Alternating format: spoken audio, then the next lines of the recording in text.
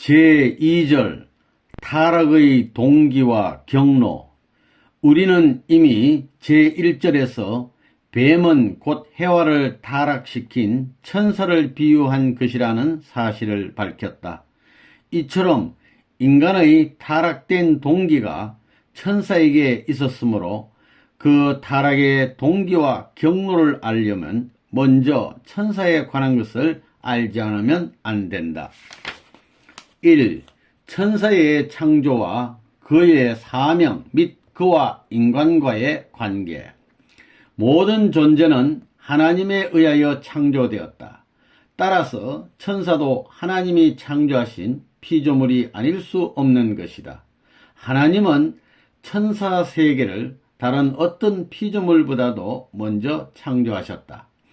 창세기 1장 26절에 쓰여있는 천지 창조의 기록을 보면 하나님은 우리의 형상을 따라 우리의 모양대로 우리가 사람을 만들고 라고 스스로 복수로 부르셨는데, 이것은 지금까지의 많은 신학자들의 해석대로 삼위신의 입장이었기 때문에 그렇게 말씀하신 것이 아니고, 인간보다도 먼저 창조되어 있었던 천사들을 놓고 그들을 포함시킨 입장에서 하신 말씀이었음을 알아야 한다. 하나님은 피조 세계의 창조와 그의 경륜을 위하여 먼저 천사를 사환으로 창조하셨다. 천사는 아브라함에게 하나님의 중대한 축복의 말씀을 전하였고 그리스도의 잉태에 관한 소식을 전하였으며, 옥중에서 쇠사슬에 묶여있는 베드로를 풀어 성 밖으로 인도하였던 것이다. 이 밖에도 하나님의 뜻을 위하여 천사가 활동한 예는 성서에서 무수히 찾아볼 수 있다. 그러므로 요한계시록 22장 9절에는 천사가 자기 자신을 종이라고 하였고, 또 히브리서 1장 14절에는 천사를 부리는 영이라고 기록하여 놓았다. 그리고 천사는 하나님에게 속령을 드리는 존재로서 창조되었다는 증거를 성서 가운데서 많이 찾아볼 수 있는 것이다. 다음에는 천사와 인간과의 창조 원리적 관계를 알아보자. 하나님은 인간을 자녀로 창조하시고 피조 세계에 대한 주관권을 부여하셨기 때문에 인간은 천사도 주관하게 되어 있는 것이다. 고린도전서 6장 3절을 보면 인간에게는 천사를 심판할 수 있는 권한이 있다고 하였다. 그리고 영계를 통하는 모든 사람들은 수많은 천사들이 낙원에 있는 성도들을 옹이하고 있는 것을 보게 되는데, 이것도 역시 천사의 인간에 대한 시종적인 관계를 말해주는 하나의 좋은 예라 하겠다. 2. 영적 타락과 육적 타락. 하나님은 영적인 부분과 육적인 부분으로서 인간을 창조하셨기 때문에 타락에 있어서도 영육 양면의 타락이 성립된 것이다. 천사와 해와 사이의 혈연관계에 의한 타락이 영적 타락이고, 해와와 아담과의 혈연관계에 의한 타락이 육적 타락인 것이다. 그러면 천사와 인간과의 사이에 어떻게 성적인 관계가 성립될 수 있을 것인가? 인간과 영물과의 사이에서 느끼는 모든 감성은 어떠한 점에서나 실체적인 존재 사이에서 느끼는 그 감정과 조금도 다름이 없다. 그러므로 인간과 천사와의 성적 타락은 사실상 가능한 것이다. 한편 우리는 다음과 같은 사실을 통하여서도 위에서 말한 내용을 더욱 확실하게 이해할 수 있게 된다. 즉, 인간 사회에 있어서 지상 인간들이 영인들과 결혼 생활을 하는 예가 왕왕 있다는 것, 그리고 천사가 야곱과 씨름을 하여서 그의 환도뼈를 부러뜨렸다는 예와 함께 천사가 아브라함의 가정에 나타나 고기를 먹었다는 사실, 또 롯의 집에 찾아온 두 천사가 롯이 대접한 무교병을 먹었을 뿐 아니라 그 백성들이 그 천사를 보고 색정을 일으키어 롯의 집을 둘러싸고 이 저녁에 너게 온 사람이 어디 있느냐 이끌어내라 우리가 그들을 상관하리라고 외친 사실 등은 모두 이에 속한 예들인 것이다. 1. 영적 타락. 하나님은 천사 세계를 창조하시고 누시엘을 천사장의 위에 세우셨다. 그렇기 때문에 마치 아브라함이 이스라엘의 복의 기관이 되었던 것 같이 누시엘은 천사 세계의 사랑의 기관이 되어 하나님의 사랑을 독점하는 것과 같은 위치에 있었던 것이다.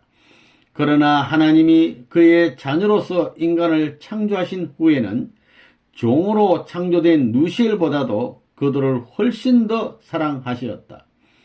사실상 누시엘은 인간이 창조되기 전이나 후나 조금도 다름없는 하나님의 사랑을 받고 있었지만 하나님이 자기보다도 아담과 헤아를 더 사랑하시는 것을 볼 때에 그는 사랑에 대한 일종의 감소감을 느끼게 되었던 것이다.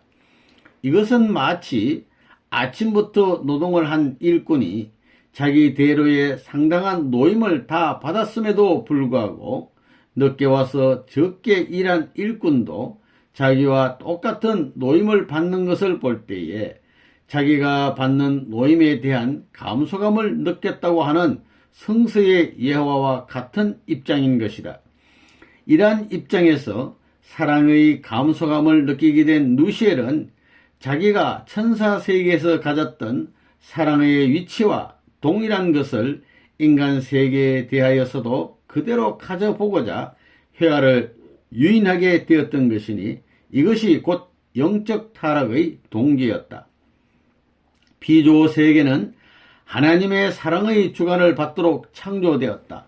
따라서 사랑은 피조물의 생명의 근본이요 행복과 이상의 요소가 된다.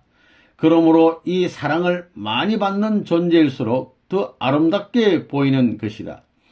따라서 하나님의 종으로 창조된 천사가 하나님의 자녀로 창조된 해와를 대할 때 그가 아름답게 보였던 것은 당연한 일이었다. 더구나 해와가 누시엘의 유혹에 끌려오는 빛을 보였을 때 그는 해와로부터 말할 수 없는 사랑의 자극을 받게 되었던 것이다. 이렇게 되자 누시엘은 죽음을 무릅쓰고 더욱 해와를 유인하게 되었다.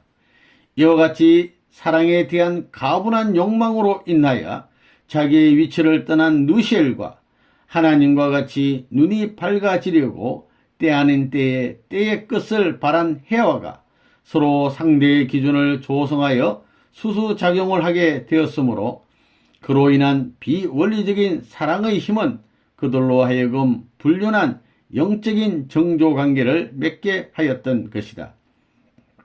사랑으로 일체를 이루면 서로 그 대상으로부터 그의 요소를 받도록 창조된 원리에 의하여 해와는 누시엘과 사랑으로서 일체를 이루었을 때 누시엘의 요소를 받았던 것이다. 즉, 첫째로 그는 누시엘로부터 창조 목적에 대한 배치로 말미암은 양심의 가책에서 오는 공포심을 받았고, 둘째로는 자기가 본래 대해야 할 창조 본연의 부부로서의 상대자는 천사가 아니고 아담이었다. 는 사실을 감독할 수 있는 새로운 지혜를 그에게서 받게 되었던 것이다. 당시 해와는 아직도 미완성기에 있었다. 따라서 그 자체로서는 이미 완성기에 처해 있었던 천사장에 비하여 지혜가 성숙하지 못하였기 때문에 그는 천사장으로부터 그 지혜를 받게 되었던 것이다. 2. 육적 타락. 아담과 해와는 완성하여서 하나님을 중심하고 영원한 부부를 이루어야 할 것이었다. 그런데 해와가 미완성기에서 천사장과 불륜한 혈연 관계를 맺은 후 다시 뒤미쳐 아담과 부부의 관계를 맺었기 때문에 아담도 역시 미완성기에서 타락되었다. 이렇게 때 아닌 때에 사탄을 중심하고 아담과 해와 사이에 이루어진 부부관계는 그대로 육적 타락이 되고 말았던 것이다. 위에서 언급한 바와 같이 해와는 천사장과의 영적인 타락에서 양심의 가책으로부터 온 공포심과 자기의 원리적인 상대가 천사장이 아니고 아담이라는 것을 깨닫게 된 새로운 지혜를 얻게 되었던 것이다. 여기에서 해와는 그제서나마 자기의 원리적 상대인 아담과 일체를 이룸으로써 하나님 앞에 다시 서고 또 타락으로 인하여 오게 된 공포심을 면할 수 있기를 바라는 마음에서 아담을 유인하게 되었으니 이것이 육적 타락의 동기가 되었던 것이다. 이때에 불륜한 정종관계에 의하여 천사장과 일체를 이루었던 해와는 아담에 대하여 천사장의 입장에 서게 되었던 것이다. 따라서 하나님이 사랑하시는 아담은 해와의 눈에 매우 아름답게 보여졌다. 그리하여 해와에게 있어 아담은 그로 말미암아서만 하나님 앞으로 돌아갈 수 있는 유일한 소망의 대상이었던 것이다. 그래서 해와는 자기를 유혹하였던 천사장과 똑같은 입장에서 아담을 유혹하였다. 아담이 누시엘과 같은 입장에 서 있었던 해와와 상대의 기준을 조성하여 수수작용을 함으로써 일어났던 비원리적인 사랑의 힘은 아담으로 하여금 창조 본연의 위치를 떠나게 하여 마침내 그들은 육적인 불륜한 정조관계를 맺게 되었던 것이다. 아담은 해와와 일체를 이룸으로써 해와가 누시엘로부터 받았던 모든 요소를 그대로 이어받게 되었다. 그리고 이 요소는 다시 그 후손에게도 연면이 유전되어 내려온 것이다. 해와는 타락되었다 할지라도 만일 아담이 타락된 해와를 상대하지 않고 완성되었더라면 완성한 주체가 그대로 남아 있기 때문에 그 대상인 해와 하나에 대한 복귀 심리는 대단히 용이했을 것이었다. 그러나 아담마저 타락하였기 때문에 사탄의 혈통을 계승한 인류가 오늘날까지 번식하여 내려온 것이다.